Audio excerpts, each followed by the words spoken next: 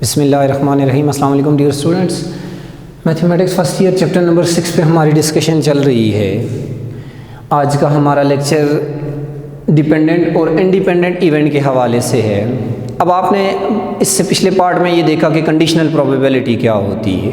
हमने conditional probability पे बात की, तो कंडीशनल प्रोबेबिलिटी में हमने देखा कि आपके पास मैंने फार्मूला लिखवाया था probability of A given that b that is equal to probability of a intersection b division by probability of b। आपके पास इसी अगर फार्मूले में ये आपके पास है probability of a given that b।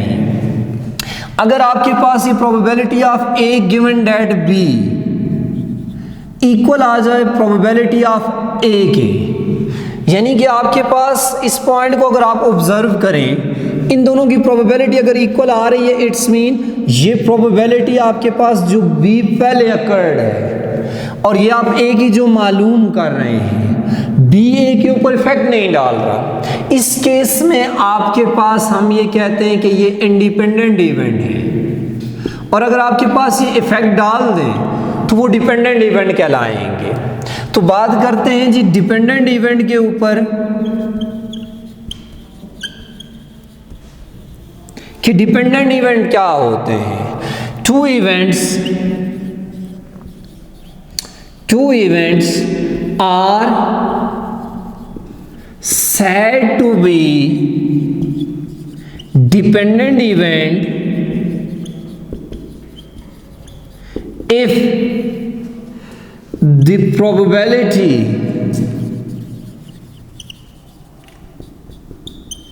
of first event, आपके पास पहले इवेंट की जो प्रोबेबिलिटी होगी इफेक्ट करे, effect on the probability of second event.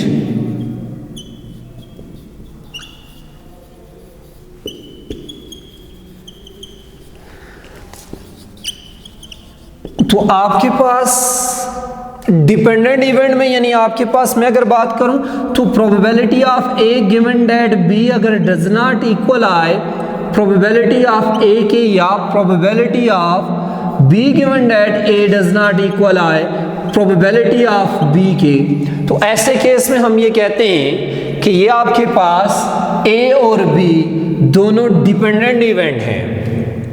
अब नेक्स्ट देखते हैं स्टूडेंट्स कि इंडिपेंडेंट इवेंट क्या होते हैं। इंडिपेंडेंट इवेंट, डिपेंडेंट इवेंट्स पे हमने बात कर ली। अब इंडिपेंडेंट इवेंट्स क्या होते हैं। Two events are said to be independent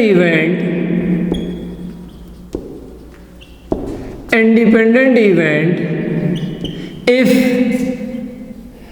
the probability of first event not affect, आपके पास पहले इवेंट की प्रोबेबिलिटी दूसरे इवेंट पे इफेक्ट ना हो रही हो, not effect on second event. यानी कि आपके पास इस केस में मैं आपके सामने अगर बात करूं, प्रोबेबिलिटी जो आपके पास ए गिवन दैट बी से आप निकालें वो प्रोबेबिलिटी ऑफ ए के इक्वल हो, या आपके पास प्रोबेबिलिटी आप निकालें बी गिवन दैट ए से तो वो प्रोबेबिलिटी ऑफ बी के इक्वल हो। तो मैंने आपके सामने डिस्कस किया जी कंडीशनल प्रोबेबिलिटी में हमने इसके ऊपर बात की। तो आपके पास देखें इंडिपेंडेंट इवेंट यहां से कंडीशनल प्रोबेबिलिटी के ऊपर आपके पास क्या इफेक्ट डालता है। कंडीशनल प्रोबेबिलिटी है a given that b that is equal to probability of A intersection B division by probability of B. अब स्टूडेंट्स यहाँ से क्रॉस मल्टीप्लाई कर लें तो probability of A intersection B that is equal to probability of A given that b dot probability of B. तो आपके पास probability का एक नया फार्मूला यहाँ से डिवेलप होगा, probability of A intersection B that is equal to probability of A given that B. अगर A और बी इंडिपेंडेंट इवेंट हैं तो ए गिवन दैट बी की वही प्रोबेबिलिटी होगी जो प्रोबेबिलिटी ए की है, डॉट प्रोबेबिलिटी ऑफ बी। तो यहां से आपके पास ये एक और रिजल्ट डेवलप हो गया, probability of A intersection B that is equal to probability of A into probability of B if A and B are independent event.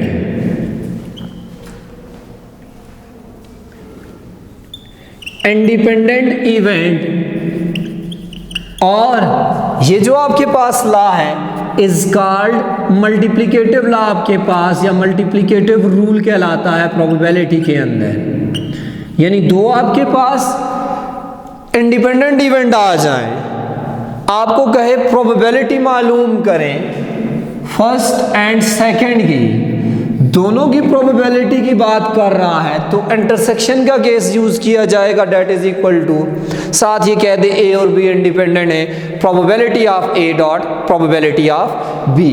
तो आपके पास इस हवाले से रिलेटेड रिव्यू एक्सरसाइज 6 हमने पिछले लेक्चर में उसके क्वेश्चन डिस्कस किए थे। एक ही क्वेश्चन रहता है, क्वेश्चन नंबर 7। इसमें कह रहा है कि प्रोबेबिलिटी ऑफ ए है जी 0.8, प्रोबेबिलिटी ऑफ बी है, बी की प्रोबेबिलिटी है students 0.5 and probability b given that a आपके पास दी हुई है जी 0.4। आपको ये कह रहा है फाइंड, पार्ट फर्स्ट में कह रहा है प्रोबेबिलिटी मालूम करें ए इंटरसेक्शन बी की, पार्ट सेकंड में कह रहा है प्रोबेबिलिटी मालूम करें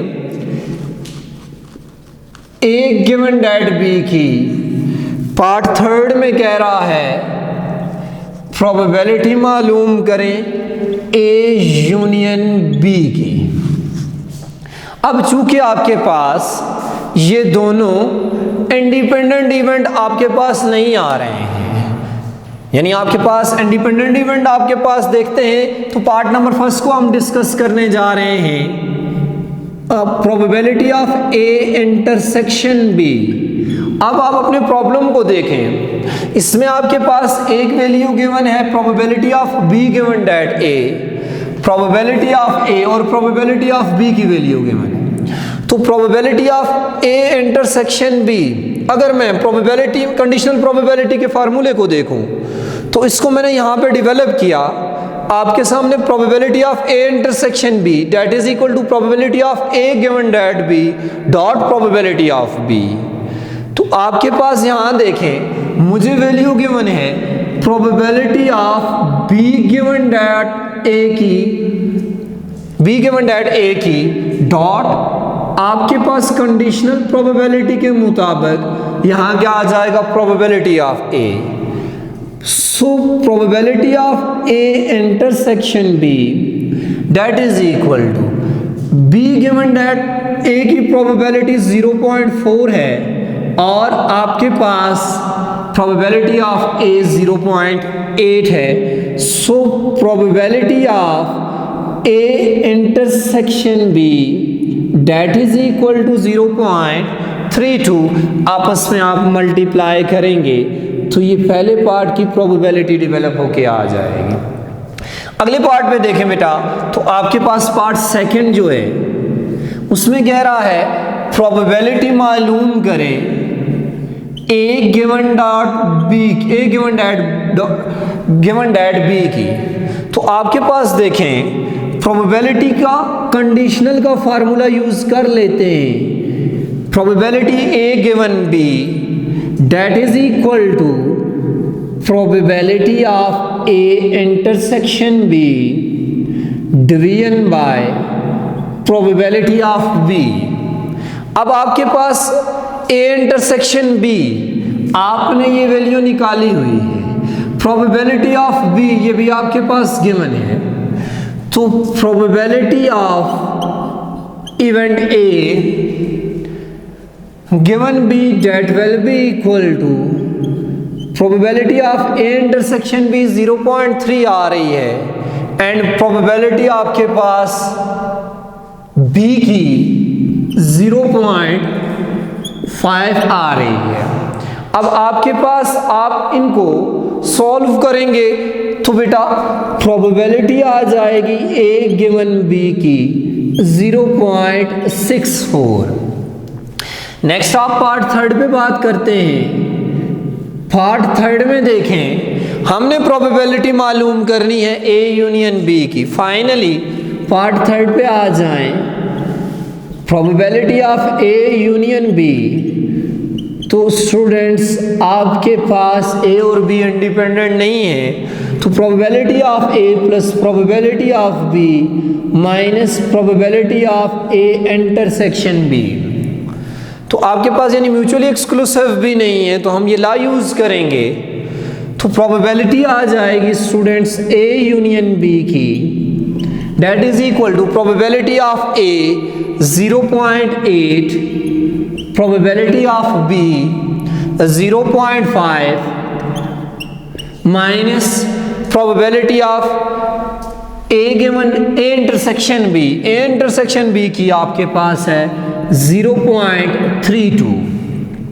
तो आप देखिए students 0.8 plus 0.5 0.13 minus 0.32, so probability आ जाएगी ए यूनियन बी की 0.98। तो क्वेश्चन नंबर 7 में हमने देखा कि प्रोबेबिलिटी हमने मालूम की है इंटरसेक्शन बी की ए गिवन डैट बी की, जो कि आपके पास कंडीशनल प्रोबेबिलिटी का फार्मूला यूज कर लिया हमने, और फाइनली हमने प्रोबेबिलिटी मालूम की ए यूनियन बी के। आपके पास चैप्टर नंबर 6 के हवाले से हमारी डिस्कशन तकरीबन वाइंड अप होने वाली है। आपके पास एक लेक्चर हम इस पे और जो कि आपके पास रिव्यू एक्सरसाइज क्वेश्चन नंबर आपके पास 1 है उस पर डिस्कस करेंगे। ऑलमोस्ट आपके पास तमाम ही क्वेश्चन रिड्यूस कोर्स में जो शामिल थे हमने उनके ऊपर डिस्कशन की। इस हवाले से कोई भी प्रॉब्लम हो अपनी कीमती राय से ज़रूर इजहार कीजिएगा। नेक्स्ट लेक्चर तक इजाज़त दीजिए। अल्लाह हाफ़िज़।